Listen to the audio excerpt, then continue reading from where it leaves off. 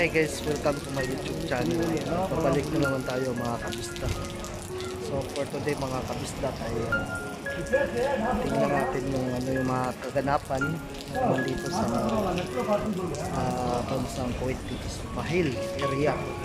So ngayon mayroong mga ibang istorya ng shop na nagsasara pero hindi lahat. Itong Albaha na to at yung mga ibang airline ticketing din po, ayan, nagsasara sa likod ko.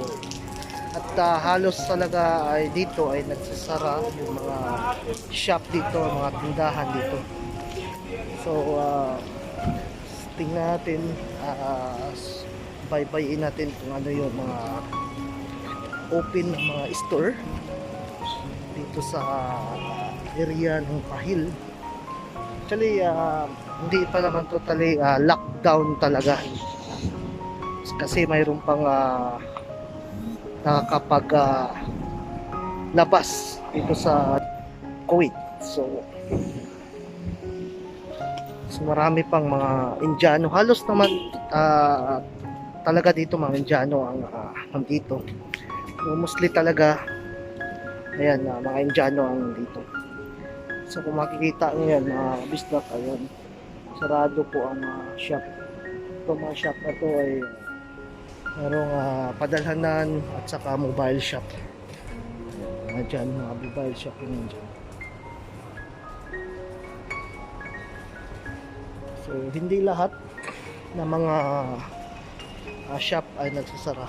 So mayroon po, pero mostly talaga mga kapwa ko OFW o mga business mo dito sa bansang Kuwait. Yan,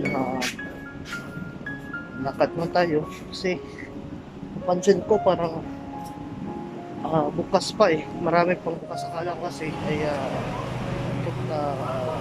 sarado talaga lahat, pero mayroon pang iilan na mga shop na bukas talaga, like mga padalahanan. Ayan, bukas. So ilan na lang pala talagang bukas na mga shop.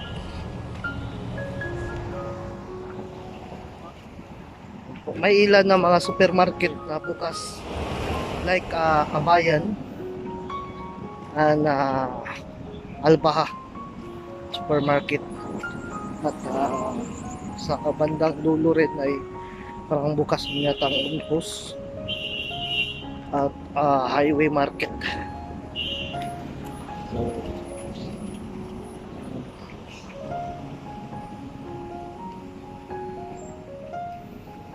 So mayroon pa rin talagang mga tao nasa labas nag-stay gaya nito, yan guys, nagtambay. So hindi pa totally lockdown. Ayan. Kasi pag sinawag kasing na lockdown, so bawal na talaga lumabas. Ayan. At pag lumabas huhulihin, pero dito marami pang nakatambay. Marami nakatambay na dyan.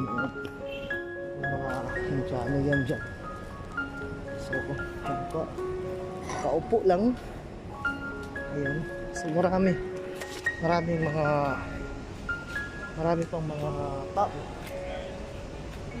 na nakatambay. At mayroon ding ilan ng mga pharmacy ay bukas dito sa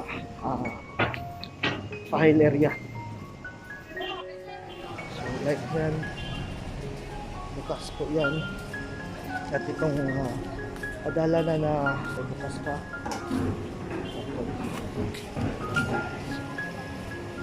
So Kabayan din po na supermarket ay bukas din po. Yan. So pwede pa kayong magpadala dito ng pera kung mayroon pa kayong perang na-save dyan sa pamilya na pwede kayo magpadala. At pwede rin po kayo mag-grocery pa kasi bukas pa ang highway supermarket. Yan po. So, lakad tayo konti at tingnan natin kung ano pa talagang ibang bukas. So, natitira ngayon ay pharmacy lang talaga at pharmacy lang talaga at supermarket ang bukas dito sa Pahel area now sa pagkakayon. At hindi pa totally lockdown kasi meron pang nakakalabas ng mga tao kagaya ko. So sa mga kababayan dyan nagtatanong may bukas pa ba ng mga shop. So mayroon pa po, mayroon pang ilan ng mga shop na bukas, like yung mga padalanan at may bukas rin yung mga pharmacies. Ayan, at supermarket, ayan, mga supermarket, pharmacies at padalahanan na lang po ang bukas. So, ayan po. Ito po ay sa Pahel area lang po. Flip ko lang po ayun.